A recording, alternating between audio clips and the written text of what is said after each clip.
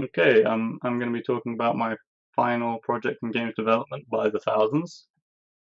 Um, Sort of like a 2D sandbox crafting and exploration game. Uh, so yeah, the main setting is we're an astronaut. We've been crashed on this weird planet. We don't really know where we are or what's happening. Don't know why we crashed. Um, this is just a little system for a little interaction. This is just showcasing the interaction system I've got, but with like a little text box, just adding a little bit more context for the player when they first start. I can't skip it right now once you've started it, so I think that's something I could add in. Um, but yeah, this game is very rough around the edges. It's mostly just sort of showcasing this sign distance function system I've made. So the terrain is all sort of modeled and represented using signed distance functions, and then I use this algorithm called the marching squares algorithm to create a mesh to render it all. Um, so this is the main tool that the players will be using, this shell like thing. Uh, and when you roll the shell, you travel 1,000 years, um, and then you can go back and see how things have changed. So if I go back to where the crashed spaceship was, um, we'll see this is the little sort of like antenna thing. It's become a bit sort of rusted, and here's the spaceship. It's become all rusted and old, and I don't think we're going to be able to use that to escape this planet anymore. Um, so the player can make changes to like small changes to the world, and then roll the shell, and then go back and see how it's affected things. That's sort of the main gameplay loop.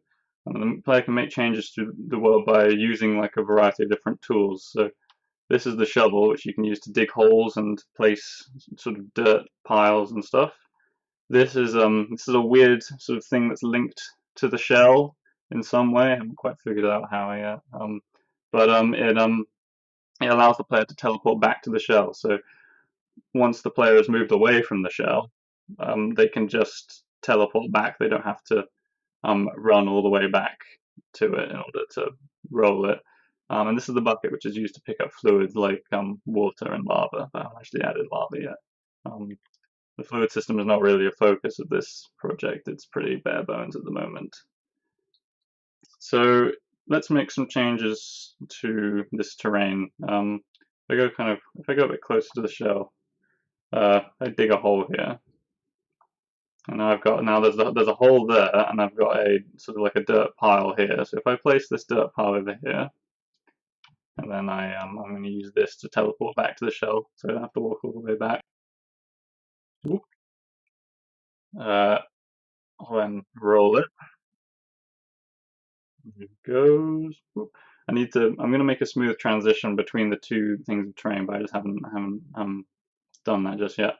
But where we dug the hole, there's now this ditch, and if we go over to where we placed the dirt mound, there's now a sort of like a little hillock, like a small hill here.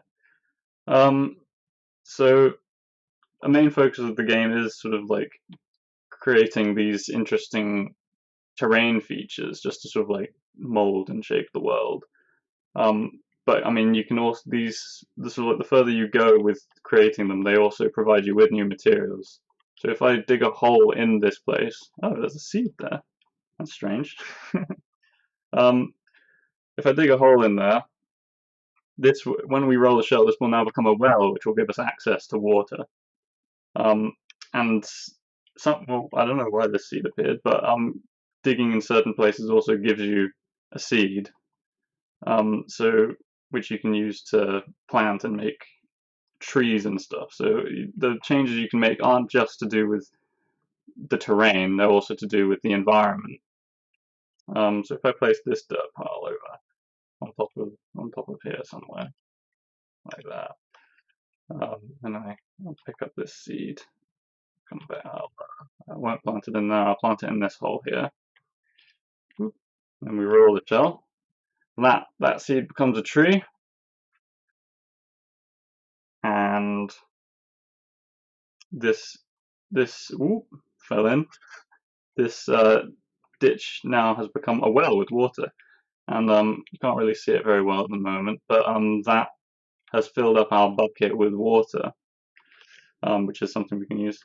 And placing that dirt pile on top of that that that dirt mound, we've now got this hill here, so it's getting pretty high up on the terrain. So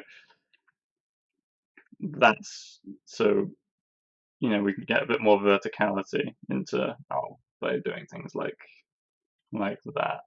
If I come over here and I want to make a lake, because if you dig a hole and fill it with water, like so, actually, hang on, I'm gonna put this dirt pile on top of this hill, and hopefully we'll get a mountain. And the mountain's a bit buggy at the moment, but hopefully that will work. We come over here and we get our bucket. We can fill up the hole with water, which is also buggy for some reason. That's quite strange. Don't know why it's doing that. Let's teleport. Let's teleport back to the shell. Actually, hang on. Before we roll it, I want to plant some more trees. So we can shake the tree here, and that will drop seeds, and then we can plant those seeds to continue making things. I'm just gonna put that dirt pile there. So the more trees and stuff you plant, the more that will change the environment in the background. So now we've got 2 trees, we've got a whole forest in the background. And in the future, I would like this to sort of encourage different fauna to spawn. So have like different animals like foxes and things. So by changing the environment through planting trees and stuff, you can sort of create, you can encourage animals to spawn. Oh, the mountain did spawn. So I wonder if we're going to be able to climb up that one. Let's see. Ooh, fell in the hole again. But if we climb up here, oh, yep, there we go. Oh. So now there's more than one material. There's I think I have 3 different materials at the moment. I have stone, sand, and dirt. And some of them have different materialistic properties. I don't know why I'm slipping on the stone. Maybe it's a bit slippy. I don't know.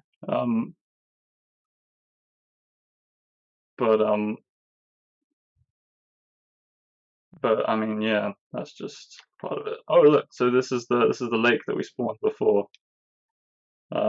Which is again, I need to.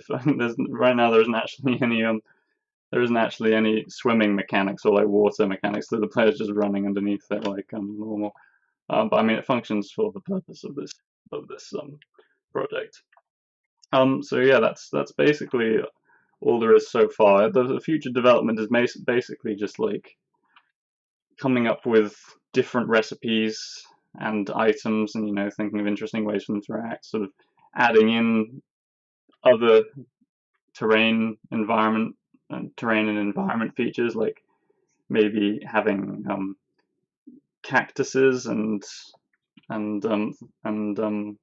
like cedar trees spawning in, depending on the biome that they're in. So there is a biome system going on, which is how the background works. If you're in a forest biome, then it spawns in it does like a foresty sort of background.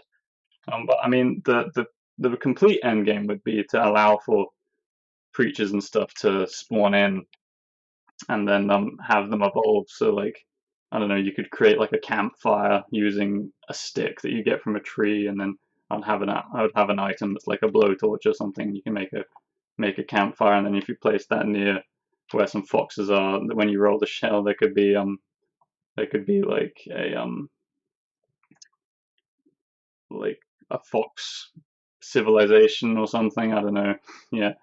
But I mean, yeah, that's really a taste of the project. There's a lot of refactoring and stuff I have to do as well. I mainly just focus on getting it to work more than it's more than actually it sort of creating it so it would be easy to add things to it. So I think that would be a main focus.